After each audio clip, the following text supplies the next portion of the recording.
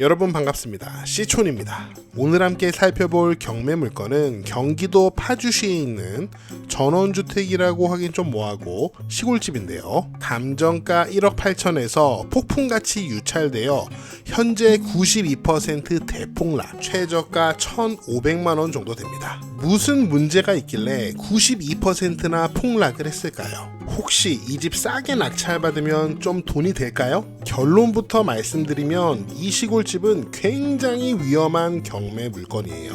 1,500만원에 낙찰받았다가 더 많은 돈을 날릴 수도 있습니다. 이 경매 물건의 비하인드 스토리는 도대체 무엇인지 현장 살펴보고 꼼꼼하게 분석해 보도록 하겠습니다. 자, 오늘은 손품 분석을 해보겠습니다. 경기도 파주가 저희 집에서 좀 멀기도 하고요.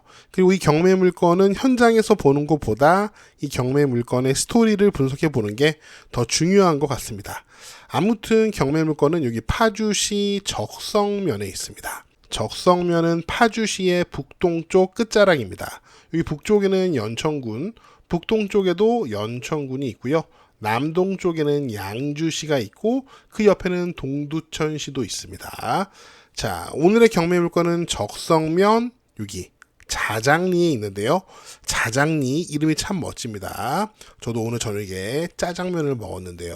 좀 더 자세하게 보겠습니다. 자, 여기에 경매 물건 있고요. 이 북쪽에 흐르는 강이 임진강입니다. 딱 보니까 경매 물건 시골집은 강남이네요. 강남. 여러분 아시겠지만 여기 파주 지역은 위성 지도가 없습니다. 일반 지도로 확인해야 되는데 한번 로드뷰를 확인해 볼게요. 자, 여기 큰 4차선 도로에서는 자, 경매 물건 지금 여기에 있는데요. 산에 가려서 숲에 가려서 전혀 보이지가 않습니다. 자, 아마도 이쪽으로 진입을 할 수 있을 것 같습니다. 경매 물건이 여기에 있는데요. 저희가 아까 여기 큰 도로 로드뷰를 확인한 거고 여기서는 경매 물건을 볼 수 없었죠. 자, 이 안쪽에 길이 있는데 이 안쪽 길에는 로드뷰가 없습니다. 우선 진입하는 이 도로를 확인해 보니까 자, 이 도로는요, 국유지라고 되어 있습니다. 경매 물건까지 진입하는 데는 국유지 도로를 이용하기 때문에 문제가 전혀 되지 않을 것 같아요. 자, 그리고 자, 이 경매 물건 바로 앞에 있는 이 땅. 자, 국유지하고 딱 붙어 있는 이 땅이요. 자, 이 도로도 경매에 포함되어 있습니다. 그렇기 때문에 이 국유지 도로를 활용해서 경매 물건 시골집까지 들어가는 데는 전혀 문제가 없을 것 같습니다. 자, 로드뷰가 없으니까요. 경매 정보지에 나와 있는 사진을 통해서 현장을 가늠해 보도록 하겠습니다. 여기 지금 시골집이 보이고요. 지금 이 땅이 이제 경매에 포함되어 있는 도로인 것 같습니다. 이 도로가 경매에 포함되어 있고 현재 전혀 포장은 되어 있지 않습니다. 자, 집을 보시면 이렇게 요 아래가 지하층이 되고요. 요 위에가 1층이 되겠습니다. 요 지하층의 면적이 40평 정도 되고 요 위에 있는 주택의 면적이 28평 정도 됩니다. 지하에서 1층으로 올라가는 계단이 있고 자, 요 위에 가추도 보이네요. 지금 이 집의 창문들, 이 창문들이 바라보는 방향이 남서향이거든요. 나쁘지 않습니다. 집을 보시면은 집이 굉장히 양지 바른 것을 확인할 수 있어요. 자, 여기 계단 밑에 지하실 들어가는 여기 입구가 보이는데요. 흙이 꽉 찼습니다. 흙이 차서 요 입구를 막아버렸어요. 이게 무슨 일인가요? 자, 이 사진에 다시 보시면은 여기 집 뒤에 산이 있습니다. 이 콘크리트 벽이 있긴 하지만 굉장히 불안해 보입니다. 여기 흙이 좀 무너졌고요. 이런 현재 상황이 이 집이 이렇게 유찰된 원인이 될 수도 있겠지만 사실은 이거는 아무것도 아닙니다. 더 심각한 문제가 있어요. 자, 그러면 이 경매 물건의 문제가 뭔지 자세하게 살펴보도록 하겠습니다. 자, 여기 사건 번호 확인하시고요. 자, 여기 보시면은 토지 및 건물 일괄 매각입니다. 토지도 전부, 건물도 전부 매각한다는 뜻인데 집은 경매가 아니란 얘기예요. 자, 여기 보시면은 건물에 14.37평이라고 되어 있습니다. 요거 좀 이상하죠? 아까 우리가 봤던 건물은 지하가 40평, 1층 28평이었는데 건물이 14평이래요. 자, 그럼 토지 보시면 토지 역시 일괄 매각인데 지금 14.22평이라고 되어 있습니다. 이것도 말이 안 되죠. 왜냐면 우리가 아까 봤던 이 주택은 지하실 면적만 40평이에요. 그러면 이 토지는 못해도 70평이 넘어야 되거든요. 그런데 14평이래요. 이상하죠? 자, 이럴 때는 뭘 확인해야 될까요? 매각 물건 명세서를 꼼꼼하게 확인해 봐야죠. 매각 물건 명세서의 부동산의 표시입니다. 여기 1번, 2번 두 개가 있는데요. 1번이 토지고 2번이 건물입니다. 1번 같은 경우는 이렇게 되어 있습니다. 2번 같은 경우는 여기 건물 표시가 되어 있죠. 47제곱미터, 47.5제곱미터 이게 두 개가 14평 정도 된다고 표시가 되어 있어요. 그 다음에 건물 같은 경우에 여기 제시외 건물 표시가 되어 있는데요. 얘는 매각에 포함되어 있습니다. 그러니까 전체 건물의 면적은 68평 정도, 이제 건물과 제시외 건물이 모두 매각에 포함되어 있습니다. 그런데 아무리 생각해도 지하층 면적이 40평인 건물이 14평짜리 땅 위에 올라갈 리가 없잖아요. 여기 잘 보시면은 토지 같은 경우는 지번이 3-5고 건물 같은 경우 지번이 3-4예요. 지번이 다르죠. 이게 어떤 상황이냐면 이게 얼마나 황당한 상황이냐면요. 지금 경매에 나와 있는 토지는 바로 요 땅입니다. 요 땅. 우리가 아까 얘기했던 도로. 요 도로가 경매에 나와 있는 토지 전부입니다. 그 다음 건물은 여기 우리가 살펴본 그 건물이 전부 경매에 나와 있는데요. 이 건물이 앉아있는 토지는 경매에 나와 있지 않습니다. 말도 안 되게 경매에 나온 거죠. 이렇게 경매에 나왔으니 92% 폭락해서 유찰될 수밖에 없습니다. 그런데 이 상황에서 이런 생각을 하시는 분들 계실 거예요. 아, 좋아. 요 건물이 나와 있고 이 앞에 있는 도로가 모두 나와 있으니까 내가 이 집을 1,500만 원 정도의 낙찰을 받아서 이 땅을 사면 내가 이거를 쓸 수 있는 거 아니야. 이렇게 생각하실 수 있습니다. 그런데 여러분 이 건물 낙찰 받잖아요. 여러분 그러면 그때부터 머리가 빠개집니다. 그 이유를 설명드릴게요. 왜 머리가 빠개지는지 매각물건 명세서를 다시 보겠습니다. 비고란을 볼게요. 자, 여기 3번 보겠습니다.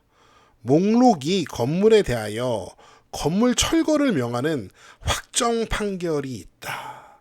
무시무시하죠. 건물을 낙찰받아도 여러분 이 건물 철거해야 되는 확정 판결이 있습니다. 자, 요 밑에 더 무시무시해요.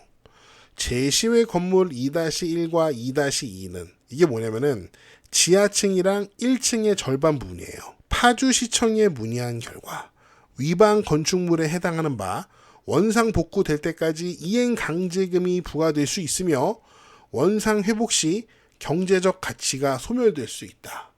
또한 제시외 건물의 지하와 1층의 일부의 평가 금액은 평가 목적을 고려하여 이러한 사항을 고려하지 않은 평가액이며 본건 건물을 위하여 매각 외 대지의 법정 지상권 성립 여부는 불분명하다.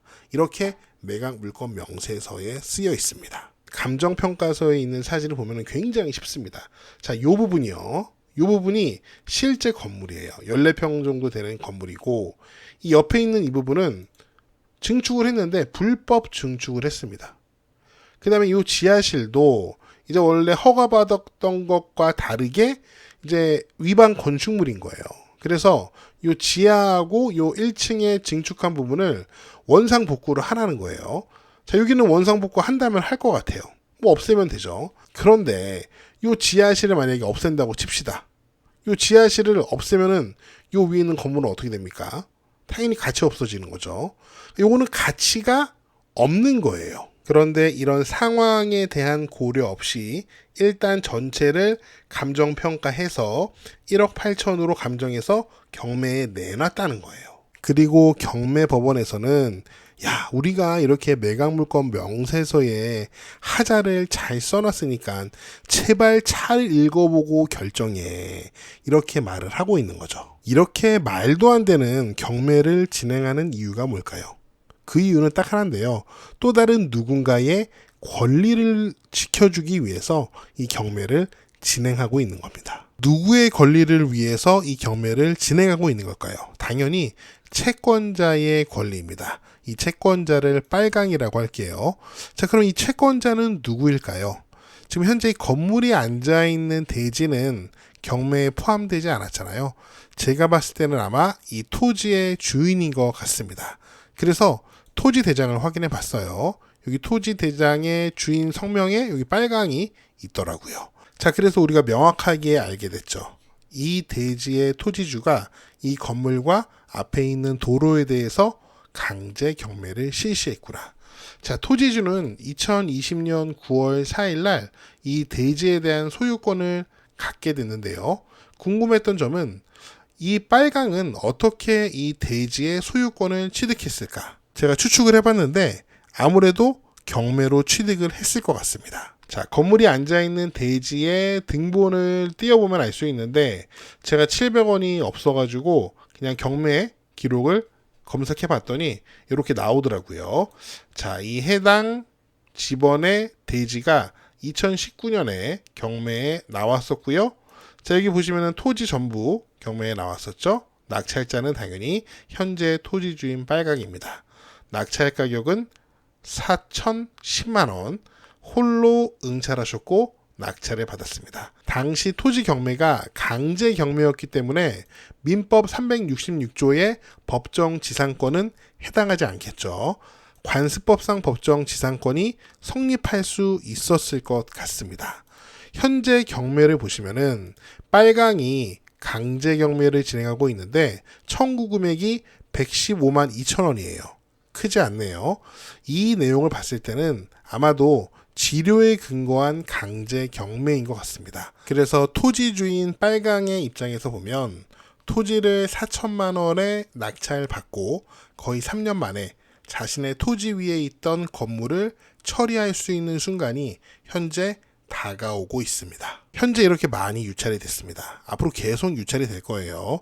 많이 유찰되더라도 경매 신청자인 토지주는 절대 이 강제 경매를 취하하지 않을 겁니다. 계속 유찰시키겠죠.